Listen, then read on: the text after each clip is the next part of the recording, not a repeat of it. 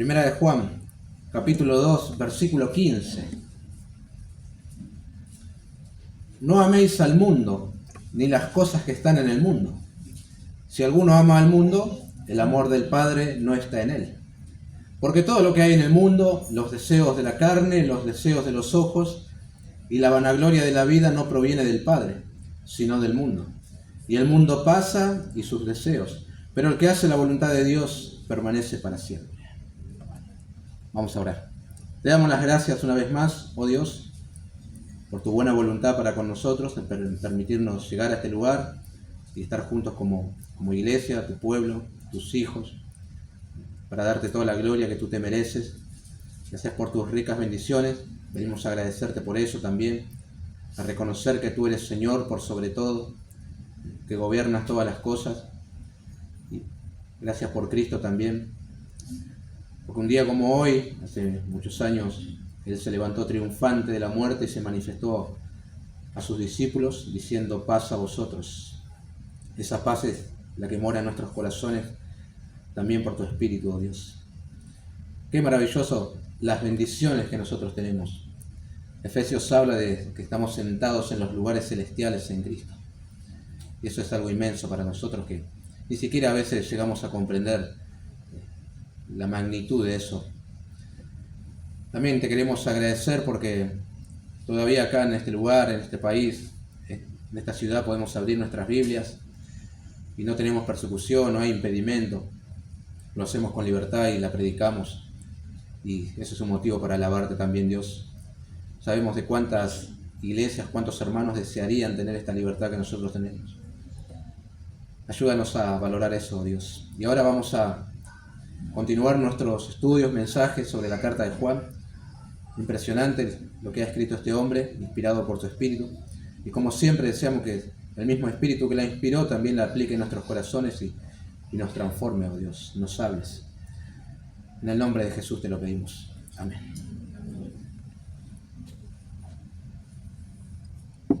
Bueno, mundo es una palabra muy utilizada por el apóstol Juan, ¿no? En su evangelio, en el evangelio de Juan, él la utiliza cerca de 80 veces. Eso es un montón. Y acá en esta breve carta, más de 20 veces. Es decir, por lo menos nos tiene que hacer pensar que hay un énfasis en esa palabra. Obviamente no en todos los lugares donde se utiliza esta palabra apunta a lo mismo, tiene el mismo significado. El contexto determina a qué se refiere con mundo. Por ejemplo, en el versículo tal vez más conocido de la Biblia, Juan 3:16, aparece nuestra palabra mundo, ¿no? Porque de tal manera amó Dios a este mundo que ha dado a su único Hijo, ¿sí? Unigénito, para que todo aquel que en él cree no se pierda, mas tenga vida eterna. Obviamente entendemos, ¿no?, que mundo hace alusión allí a los hombres que habitan el mundo, no al mundo físico en particular. Eso es lo que quiere decir Juan. Tampoco estoy afirmando que Dios no ama de alguna manera a este mundo físico que Él creó, porque sí lo hace. Cuando terminó todas sus obras, el capítulo 1 de Génesis dice que vio Dios que era bueno en gran manera, ¿sí? Bueno, el Salmo 19 habla de que aún los cielos cuentan la gloria de Dios, el firmamento, la obra de sus manos. Dios también ama su creación. Otra referencia al mundo como personas lo tenemos en Juan 12:19. Ya veis que no conseguís nada, mirad, el mundo se va tras él.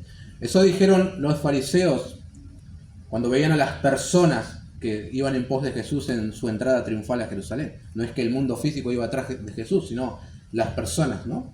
Ahora, Jesús también habló del mundo, no refiriéndose específicamente a las personas, ni tampoco a lo creado. Él, orando por sus discípulos en Juan 17, pidió al Padre que no los quitara del mundo, sus discípulos, sino que los guardara del mal. Y añadió: no son del mundo, como tampoco yo soy del mundo. Y uno se pregunta, ¿cómo que los discípulos no son del mundo? ¿De dónde son? ¿A dónde vivían? ¿De dónde vienen? Y Jesús tampoco lo era. Bueno, eso es más entendible porque Él descendió del cielo. Bueno, mundo ahí no es una referencia al mundo físico ni a las personas que lo habitan, sino al sistema que gobierna Satanás, ¿no? A eso se está refiriendo con mundo. De eso los creyentes fueron librados y de alguna manera no son parte. Vivimos en el mundo, siempre lo decimos, pero no somos del mundo.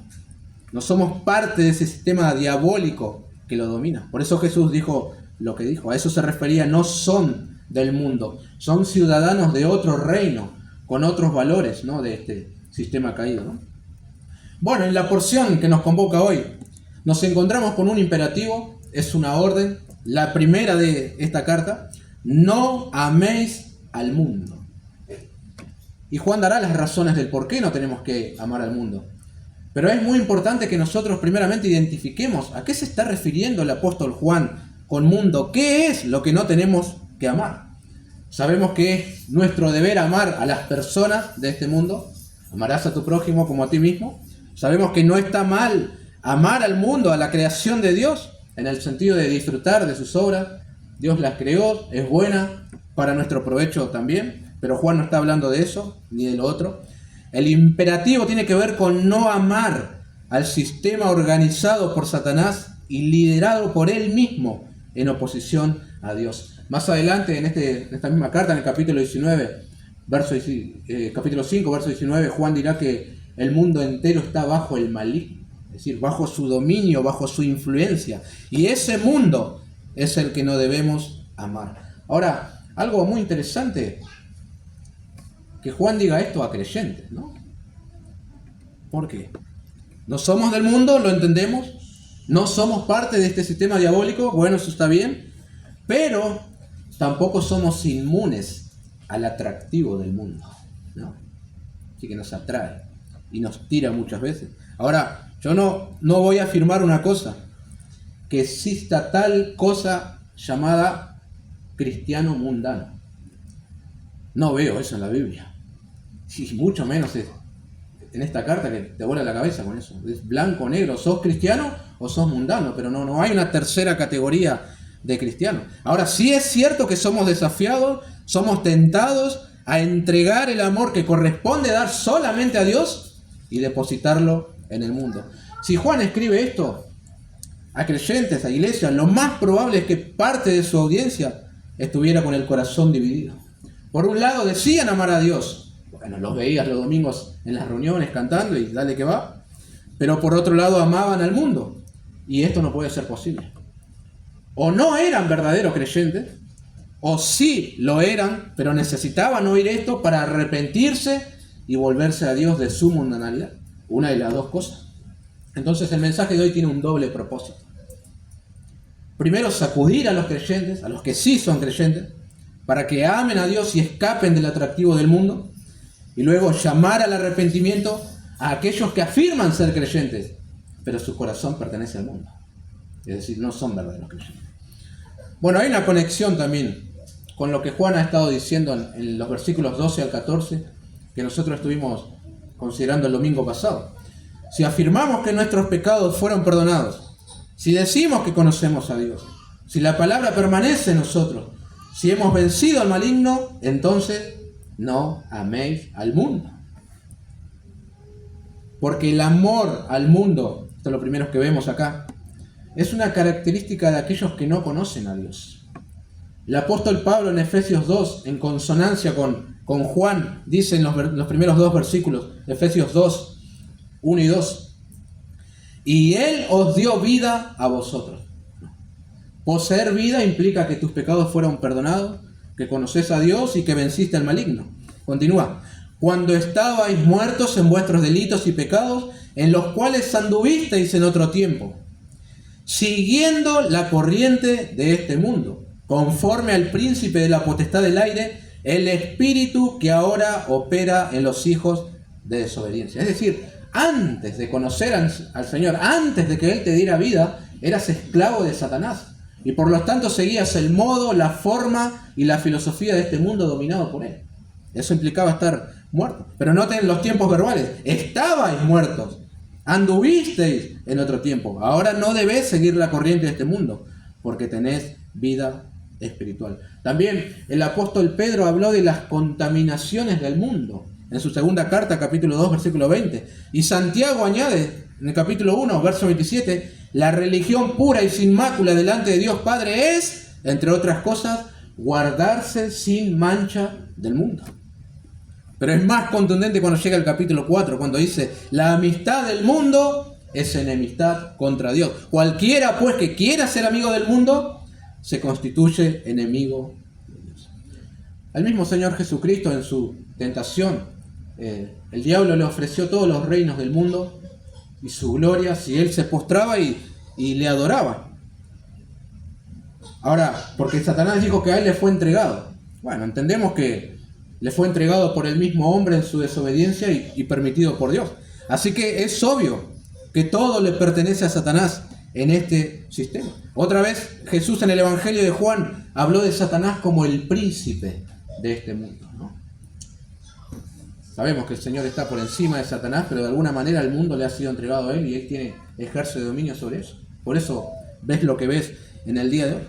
Hasta aquí entonces, juntando las piezas, corriente de este mundo, contaminaciones del mundo, mancha del mundo, amistad con el mundo, enemistad con Dios. Se entiende entonces el imperativo de Juan, ¿no? A la luz de estos pasajes. No améis al mundo. No ames a este sistema que lidera Satanás y que está completamente corrompido. Bueno, si no nos queda demasiado claro qué es aquello que no tenemos que amar y por qué, Juan mismo nos va a explicar y nos va a dar las razones, por lo menos 3, del por qué nosotros no tenemos que amar a este mundo. En primer lugar, porque amar al mundo evidencia que no somos hijos de Dios. Volviendo a 1 Juan capítulo 2, la segunda parte del versículo 15 dice, si alguno ama al mundo, el amor del Padre no está en él. Esto es blanco o negro, ¿no? No, ya. Yo sé que te gustaría gris, pero no es. ¿Amás al mundo? Bueno, careces del amor de Dios. Algunos han diseñado una tercera clase de cristianismo, pero no lo veo en la Biblia. Está el cristiano, el verdadero, ese que ama al Señor. Está el incrédulo, el que no es creyente y obviamente va a ser condenado. Pero en el medio pusieron al cristiano mundano, ese que es cristiano y a la vez no lo es. ¿Y cómo se explica esto con la Biblia? No lo hay. Es un invento. No puede haber algo como un cristiano mundano. Jesús enseñó algo tremendo. Él dijo en cierta oportunidad, ninguno puede servir a 2 señores. Porque o aborrecerá al uno y amará al otro, o estimará al uno y menospreciará al otro. Alguien siempre tiene dominio sobre tu corazón. Nunca estás solo. Y eso se deja ver en las cosas que amás. Si amás al mundo, por implicación tu Señor es el príncipe de este mundo.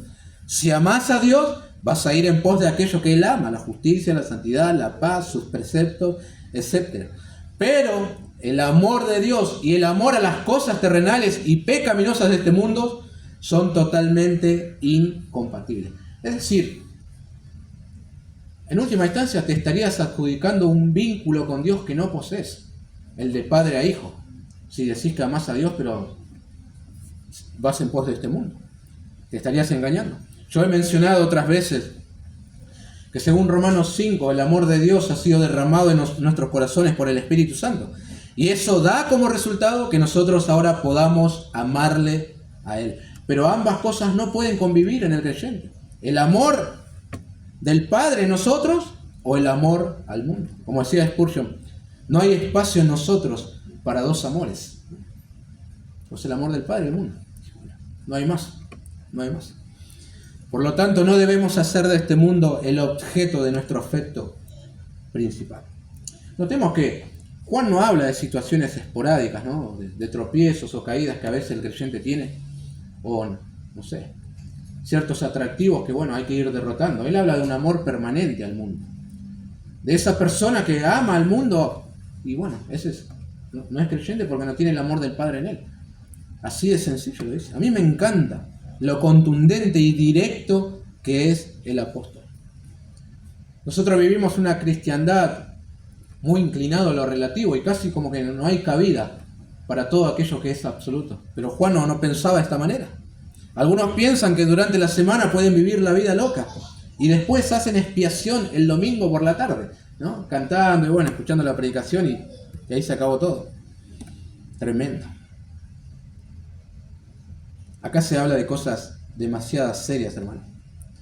Si amaste al mundo durante toda la semana y después crees que podés amar a Dios el fin de semana a la tarde, y estás verdaderamente mal. Estás verdaderamente mal. No es así. si hay alguien aquí sentado que no es recipiente del amor del Padre, esa es una terrible condición. Pero peor aún afirmar ser objeto del amor del Padre y vivir amando a este mundo. Eso es mentir. Y eso es engañarse. Por eso digo que es peor la condición que la anterior. Por eso asegúrate de que no haya algo que esté robando aquello que corresponde a Dios. A lo mejor no naciste de nuevo. Por eso amás al mundo. No lo experimentaste. O quizás sí, bueno, pero el Señor ha dejado de ser atractivo. Y otras cosas resultan más codiciables que Él. Bueno, es difícil pensar así, ¿no? Es un buen ejercicio, hermanos, examinar aquello que perseguimos. Porque lo he dicho la otra vez. Toda persona va a aquello o va en pos de lo que ama, ¿no? Lo que amas es lo que te mueve. Durante todo el día, tu vida, en tus decisiones, todo. Si amamos a Dios, bueno, vamos a ir en pos de sus preceptos. Haremos todos para su gloria con el fin de que Él sea exaltado a pesar de nuestras limitaciones. Y si amamos al mundo, iremos detrás de las cosas del mundo. Acá es una batalla por ver quién se queda con nuestro amor, ¿no? Porque a alguien siempre lo tenemos que volcar. Y solamente tenemos dos opciones, Dios o el mundo. Nada más. Pero juntos no pueden convivir. Bueno, ahora en segundo lugar, Juan comienza a detallar, mejor dicho, cuáles son las cosas que están en el mundo y que no debemos amar. Él la resume en 3, verso 16. Porque todo lo que hay en el mundo, los deseos de la carne, los deseos de los ojos y la vanagloria de la vida, no provienen del Padre, sino del mundo. Todo lo que hay en el mundo, dice Juan. ¿Verdad que algunas son atractivas? Son muy bonitas, pero todo lo que este sistema nos ofrece es diabólico y perjudicial para aquel que ama a Dios. Ahora, antes de avanzar, este es un punto muy importante. Nosotros necesitamos identificar primeramente qué es lo mundano, qué cosas implica ser un mundano, ¿no? Porque hay un concepto muy errado metido en muchas iglesias con respecto a lo que es mundano. Yo me convertí en una congregación que tenía un concepto muy distorsionado de lo que es una vida mundana, ¿verdad? A tal punto que las mujeres no se maquillaban y no eran de usar aritos y esas cosas, porque bueno, en cierta manera era como cosas del mundo, ¿no? Ustedes saben. Y aparecía una mujer ahí con la barba ahí, nada. Pero bueno, como que no había arreglo en eso. Y yo no podía jugar al fútbol. Decidí no jugar porque bueno, era como que y cosas del mundo y ya te veían como ahí va el cristiano mundano. Pero era totalmente una equivocación eso. Ahora creo que me fui al otro extremo y juego ahí, quiero pelear en la cancha, todo. Pero bueno, hay que tener un equilibrio también, ¿no? Tremendo. No es eso lo que Juan tiene en mente cuando habla de las cosas de este mundo. Él lo comienza a describir. Algunos lo han llamado la Trinidad del mundo. Primero, los deseos de la carne. Algunas traducciones de la Biblia añaden la pasión de la carne o la codicia de la carne. Bueno, y está bien también porque es la idea. Y en otros lugares de la Biblia aparece la misma palabra como concupiscencia, ¿sí? De eso habla con deseo. Un deseo excesivo por la satisfacción personal. Por carne entendemos no lo que venden en la carnicería, sino como nuestra naturaleza caída e inclinada al pecado. La carne viene a ser la sede del pecado. El apóstol Pablo en Romanos 7, verso 18 dijo: y yo sé que en mí, esto es en mi carne, no mora el bien. Porque el querer el bien está en mí, pero no el hacerlo. Y un capítulo más adelante, capítulo 8, verso 8 dice: y los que viven según la carne no pueden agradar a Dios. Entonces, ¿qué hace el maligno? Satanás utiliza este sistema que él domina para incitar a la carne a cometer todo acto que desagrade a Dios. Ahora no crean que somos víctimas, ¿eh? Somos responsables porque nosotros decidimos voluntariamente ceder a las tentaciones de Satanás. Ahora, otra vez, es muy llamativo que diga esto a cristianos que momentos atrás dijo que habían vencido al maligno, que la palabra de Dios permanecía en ellos y que conocían a Dios, que eran fuertes. Llama la atención. No es que Juan lo está acusando de cometer eso, sino advirtiéndoles. Es muy probable que los falsos maestros gnósticos tuvieran mucha influencia en ellos.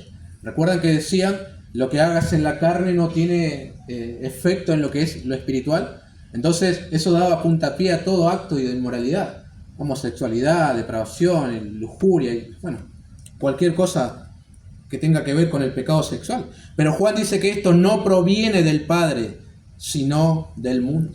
No es algo que agrade a Dios ni que le honre. Creo que su advertencia era buena, sobre todo para guardar a los creyentes del pecado, ¿no? Porque si se dejaban llevar por esas influencias, iban a decir, bueno, si no afecta nada lo que yo hago en el cuerpo, y acá hacían lo que querían. Y Juan dice, no, esos son los deseos de la carne, son cosas que pertenecen al mundo. Y con deseos de la carne, no estamos hablando solamente de aquellos que involucran lo sexual. Lo incluye, obviamente, pero no es lo único. Alguien dijo, la codicia está relacionada con la carne, que no solo tiene connotaciones sexuales, sino sensuales, afectando incluso a las cosas lícitas, como la comida, que se convierte en glotonería, la bebida, que alcanza la embriaguez, los placeres mundanos sin limitaciones. Fin de la cita. Piensen. Si una persona vive solamente para viajar, y yo quiero viajar por todo el mundo y conocer, y solamente su único deleite es viajar. Viajar no tiene nada de malo, pero esa persona está viviendo según la carne, para su propio deleite y propia satisfacción, sin tener en cuenta lo que Dios pueda llegar a decir. Esa persona vive según la carne. A veces uno ignora, hermanos, no vemos que aún las cosas que nos están permitidas hacer, que no son pecaminosas en sí, pero puede sobreponerse los deseos de la carne y por lo tanto convertirse en algo pecaminoso. Por ejemplo, hacer ejercicio no es malo. De hecho, hasta los médicos recomiendan que, bueno, algo tiene que hacer, caminar, correr, lo que quiera. Pero, si esto no se regula, si no se tiene dominio propio, si no se hace con las motivaciones correctas, sutilmente caemos en los deseos de la carne. ¿Por qué ese afán de ejercitarse? ¿Cuál es el propósito? ¿Qué es aquello que se lleva a la honra? A lo mejor solamente la exhibición de uno mismo. Entonces, uno está haciendo algo lícito, pero está dando lugar a los deseos de la carne. Así funciona. Como he dicho, jugar al fútbol no es pecaminoso en sí mismo, pero si uno vive solamente para jugar al fútbol, está andando según la carne. De hecho, el mismo deporte puede dar lugar a los deseos de la carne, que Pablo menciona en los Gálatas: celos, ira, contienda. ¿Entienden el punto? Siempre pienso en Eva. Es un claro ejemplo esta mujer de lo que estamos diciendo, ¿no? Ella de alguna manera en el Edén cedió a los deseos de la carne. Y no tiene nada que ver con deseos sexuales ni pecados sexuales. En Génesis 3 dice, vio la mujer que el árbol era bueno para comer. Y después más adelante, y tomó de su fruto. El árbol no tenía nada de malo en sí. Tampoco el fruto. Satanás utilizó eso para encender el deseo de la carne. Eva cedió voluntariamente y comió. Prefirió ir en pos de una satisfacción personal antes que obedecer a Dios. Eso es andar según la carne. Así que entendemos qué quiere decir el apóstol.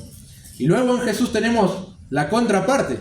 Estando en el desierto, fue tentado por Satanás con hambre física. El maligno dijo, si eres hijo de Dios, di que estas piedras se conviertan en pan. Pero Jesús no cedió a los deseos de la carne y contrarrestó con las Escrituras. Ceder a toda complacencia que contradice la voluntad de Dios es ceder a los deseos de la carne. Continúa Juan. Los deseos de los ojos.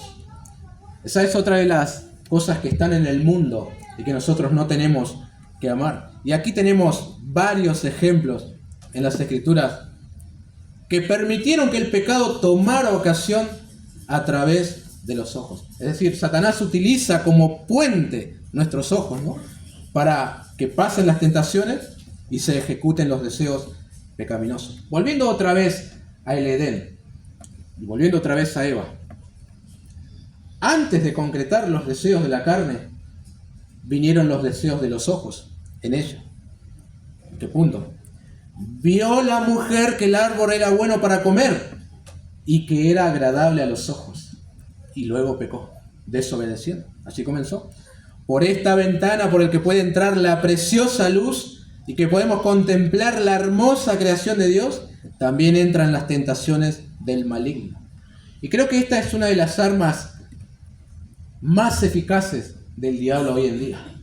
Con todo esto de la tecnología y tantas pantallas que tenemos para ver, le es muy sencillo alimentar la concupiscencia y que el hombre ceda a los deseos pecaminosos. Basta una pantallita tan chiquita como la de un celular para que se enciendan los deseos de la carne. Para que los deseos, mejor dicho, para que cedamos a los deseos de los ojos. ¿Verdad que sí? Ahora, sin pantalla de celulares, en la Biblia hay personas más allá de Eva que fueron en pos de los deseos de los ojos. Hay un hombre muy conocido, un hombre conforme al corazón de Dios, David. Bueno, subió a la terraza del palacio y vio a una mujer bañándose. Eso dio lugar a la codicia. Y ustedes saben cómo terminó todo, ¿no? Era de nunca acabar. Adulterio, asesinato, juicio, se te revelaron los hijos. Fue tremendo todo lo que sucedió. Por eso Jesús dijo magistralmente: oísteis que fue dicho, no cometerás adulterio. Pero yo os digo, Mateo 5, que cualquiera que mira a una mujer para codiciarla, ya adulteró con ella en su corazón. Por tanto, si tu ojo derecho te es ocasión de caer, sácalo y échalo de ti. Pues mejor te es que se te pierda uno de tus miembros y no que todo tu cuerpo sea echado al infierno. Eso fue lo que le sucedió a David. Antes de proceder al adulterio en sí, ya había codiciado, ya había dado lugar a los deseos de los ojos. Ahora, a lo mejor algunos no llegan a cometer el acto en sí, pero aquello que Dios juzga es la intención. Mirás con codicia, cometiste adulterio en tu corazón. Así de sencillo, ¿no? Otro ejemplo, un hombre llamado Acán, Josué 7, una historia muy conocida, ¿sí? Estaban en guerra, había ciertas cosas que no tenías que hacer, por ejemplo, no tomar nada de esa tierra, y este hombre, cuando nadie lo vio, bueno, se tomó algunas cosas para sí y lo descubrieron. Él terminó confesando, cuando fue descubierto, que había cometido prevaricación y dijo: pues vi entre los despojos un manto babilónico muy bueno, y 200 siclos de plata, y un lingote de oro de peso de 50 siclos, lo cual codicié y tomé. La tentación vino por los ojos, ¿no? Vio y codició los deseos de los ojos. Hay que hacer como Job. Él dijo: hice un pacto con mis ojos. Me propuse no mirar a la Virgen y no hacer nada. Eso es lo que tenemos que hacer nosotros. Hay programas de televisión que solo alimentan el morbo. Hay series, películas, literatura que promueven la promiscuidad, el adulterio o cualquier deseo pecaminoso que luego puede llevarse a cabo. Los terribles, por así decirlo, pecados sexuales nunca vienen así repentinamente. Siempre hay un proceso. En la mayoría de los casos comenzó, en los ojos. Viste, luego dejaste la mirada que abrió la puerta a la codicia y luego fue demasiado tarde. Nadie es esclavo de la pornografía así de un día para otro, ¿no? Pero todos comenzaron igual, con la codicia de los ojos. Pensó que no le iba a pasar y bueno, miro ahí un poquito en el Facebook a ver qué pasa. Y luego terminó esclavo. Tremendo. Lo peor que puede hacer un padre hoy en día, es darle un celular a su hijo, sin ningún tipo de control. Eso es lo peor que puede hacer. Hay adolescentes que se han suicidado después de un desafío que vieron en redes sociales. ¿Dónde estaba el padre? Como he dicho, otros se vuelven esclavos de la pornografía, otros caen en depresión, acoso, disforia de género, trastorno de la alimentación, autolesiones, estándares de belleza poco realistas y más. Hace un par de días atrás, muy poco tiempo, el creador de Facebook e Instagram, Mark Zuckerberg, estaba ante la corte y pidiendo perdón a los padres que estaban así presentes, ¿no? Por el daño que le ha ocasionado su producto, las redes sociales, a los jóvenes. Tremendo. Bueno, estaban otros también, el de Twitter que fue, el de TikTok. Hay que tener cuidado. Alguien dijo: los deseos de los ojos incluyen no solo la vista, sino también la mente y la imaginación. Y alguien más añadió: muchos que se apresurarían a negar cualquier intención de complacerse en un pecado consumado, sienten un vivo deseo de leer en cuanto al pecado, de verlo en láminas o presentado en una pantalla. Fin de la cita, ¿no? A veces no nos damos cuenta nosotros de lo peligroso las terribles consecuencias que puede traer el simple hecho de ver. Tenemos que tomar un relato histórico, como fue la historia de Lot y bueno, su mujer, y hacerlo nuestro y aplicarlo también a nuestras vidas. Los ángeles le dijeron a Lot en Génesis 19, escapa por tu vida, no mires tras ti, ni pares en toda esta llanura, escapa al monte, no sea que perezca. Son buenos consejos, ¿no? Para que no sea destruido. Buenos consejos para toda la familia. Pero el verso 26 dice, entonces la mujer de Lot miró atrás, a espaldas de él, y se volvió estatua de sal. No había que mirar, ¿no? Bueno, podemos tomar esto como una metáfora para nuestras vidas, si no puedo estar mirando esto porque hay que hacer caso a lo que la Biblia dice. Tengamos cuidado con lo que estamos mirando, ya sea una pantalla, un libro, una mujer u hombre. Hagamos caso a lo que Cristo dijo, de ser necesario, saquémonos un ojo. Es decir, tomemos medidas drásticas para determinadas situaciones. Si tenés que vivir sin celular, hacelo. ¿Cuál es el problema? ¿Quién se murió por no tener celular? Nadie. Si antes no se usaba, estabas bien igual. Si tenés que agarrar la computadora y tirarla a un tacho de basura porque te es ocasión de caer, hacelo. Anda a un ciber después, no sé si existe todavía.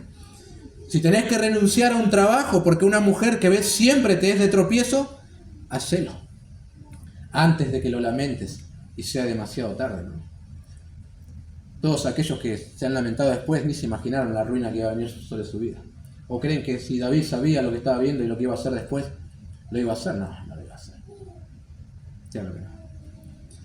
Prestemos atención también a lo que Cristo hizo cuando Satanás le mostró todos los reinos del mundo y la gloria de ellos, es decir, cosas hermosas para la vista.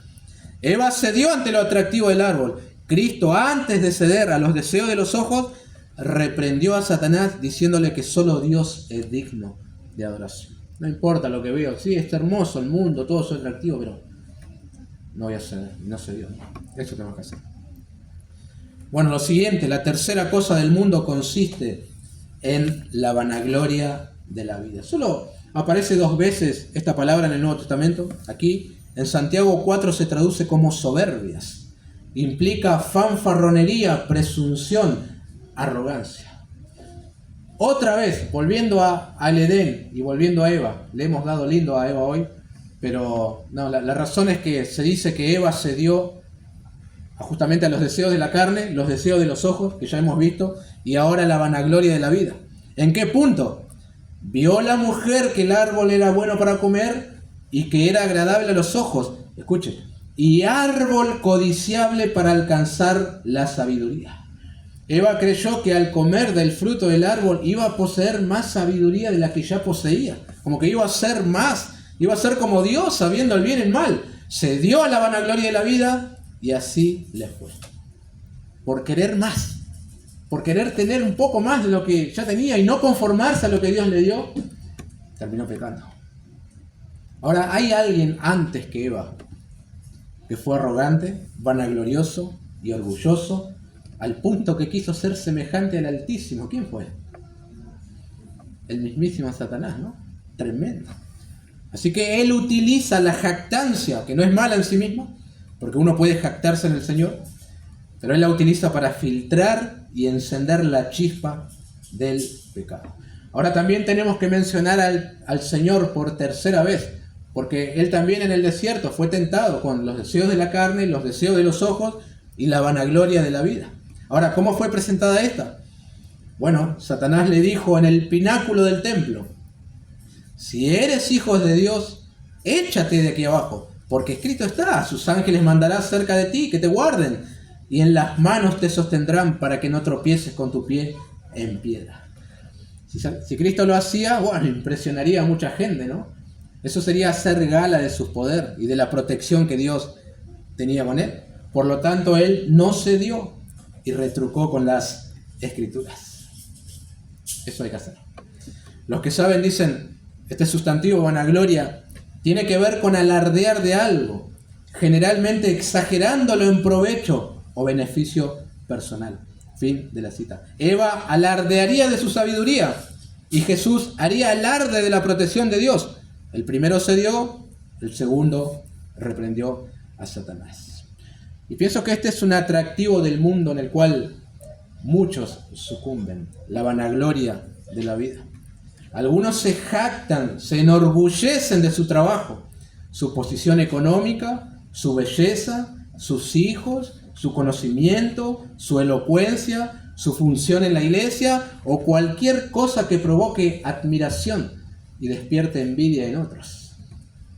Seamos cuidadosos.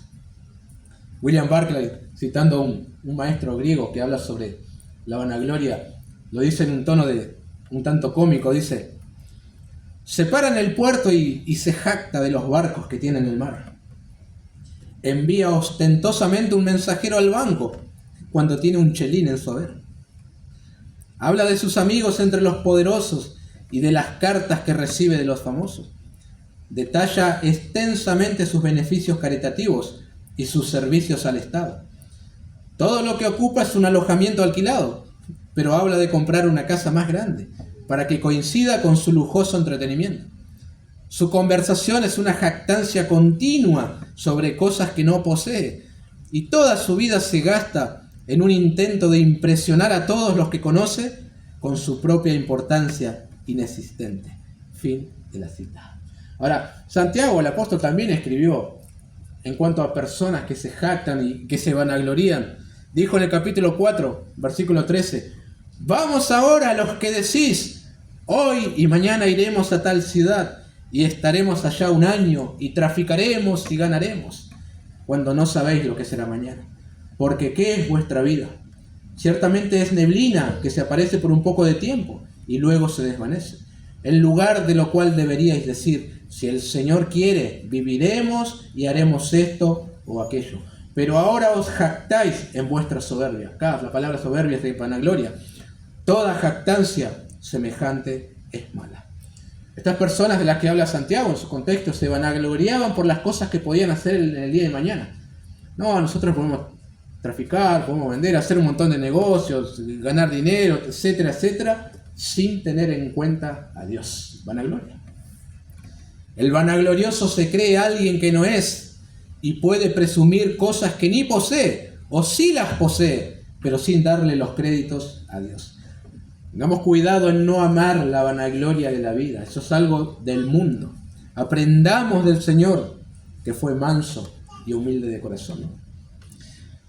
Estas son las cosas que están en el mundo y que no debemos amar, porque no somos del mundo. Ahora Juan nos da una última razón, una última. Y es, este sistema dominado por Satanás pronto tendrá su fin. El versículo 17, volviendo a 1 Juan 2. Y el mundo pasa y sus deseos, pero el que hace la voluntad de Dios permanece para siempre. Todas estas filosofías e ideologías diabólicas que nosotros vemos que impregnan este mundo, tienen sus bases en el príncipe de este mundo, en Satanás. Pero en algún momento que el Señor sabe, será destruido. Ya sea cuando llegue el fin de este mundo, o cuando el individuo que las abrazó perezca y se tenga que enfrentar a la eterna condenación. No hace un buen negocio, ¿verdad? Aquel que se va tras los deseos de la carne, los deseos de los ojos y la vanagloria de la vida, no hace un buen negocio. Su goce es temporal y efímero. Esas cosas no llenan el corazón y solo traen frustración y amargura. Pero eso no es lo peor, sino aquello que viene una vez que mueras y tengas que comparecer delante del juez justo y él tenga que dictar la sentencia. Condenación eterna. La paga del pecado es muerte, dice el apóstol Pablo. El apóstol Pedro también escribió, siguiendo el mismo hilo en su segunda carta, capítulo 3, verso 11, puesto que todas estas cosas han de ser deshechas, ¿cómo no debéis vosotros andar en santa y piadosa manera de vivir, esperando y apresurándoos para la venida del día de Dios, en el cual los cielos encendiéndose serán deshechos y los elementos siendo quemados se fundirán? Pero nosotros esperamos, según sus promesas, cielos nuevos y tierra nueva, en las cuales mora la justicia. Por lo cual, oh amado, estando en espera de estas cosas, procurad con diligencia ser hallados por Él, sin mancha e irreprensibles, en paz. Solamente un tonto, un necio, vive conforme a los deseos de la carne, los deseos de los ojos, y la vanagloria de la vida, porque eso solo te conducirá a tu propia destrucción. Sin embargo, saca mejor provecho ahora y en la eternidad aquel que hace la voluntad de Dios, ya que permanece para siempre. No que los otros van a ser destruidos, ¿no? La doctrina de la aniquilación es mentira. Van a ser condenados. Eso es lo que va a pasar. Así que no es un buen negocio ir en pos del mundo ni amar al mundo. Hace muchos años tuve una feroz batalla entre amar a Dios y amar al mundo. De alguna manera quería ser cristiano, pero era obvio que me encantaba el mundo. Era obvio.